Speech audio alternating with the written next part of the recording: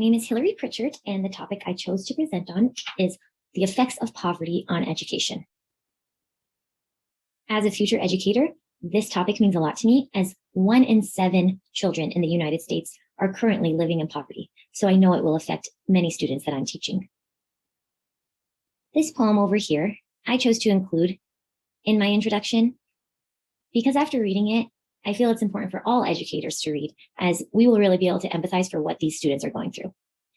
I woke myself up because we ain't got an alarm clock, dug in the dirty clothes basket because ain't nobody washed my uniform, brushed my hair and teeth in the dark because the lights ain't on, even got my baby sister ready because my mama wasn't home, got us both to school on time to eat us a good breakfast.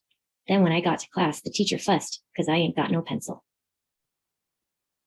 Currently, about 11 million children in America live in poverty. That means 11 million children don't even have enough food to eat in their home.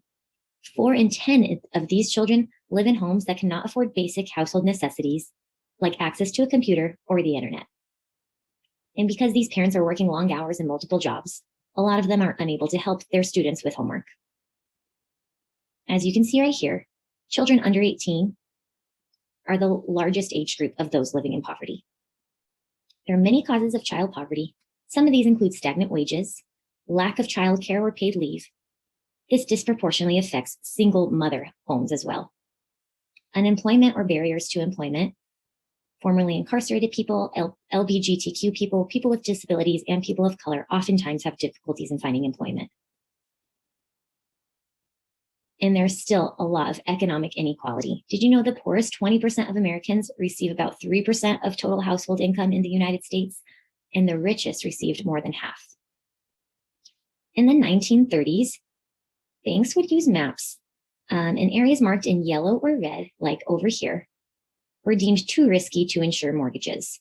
These are areas where there were typically lower income homes with a lot of Black families residing there. This practice by banks to deny mortgages was typically called redlining.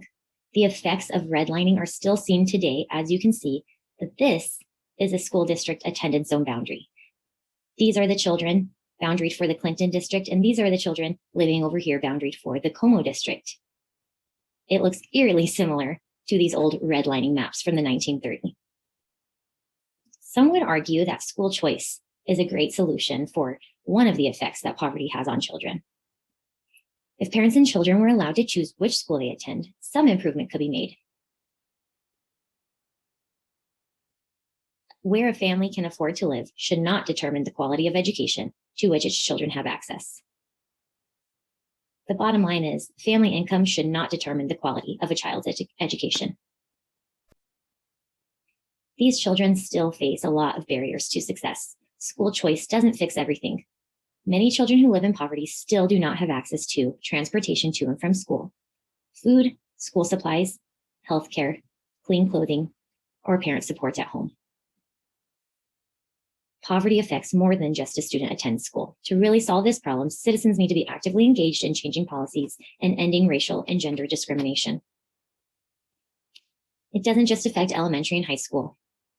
The gap widens even more when it comes to college. Only 23% of children who were poor for half of their childhood enrolled in post-secondary education by the age of 25, and only 3% of those persistently poor students actually completed college.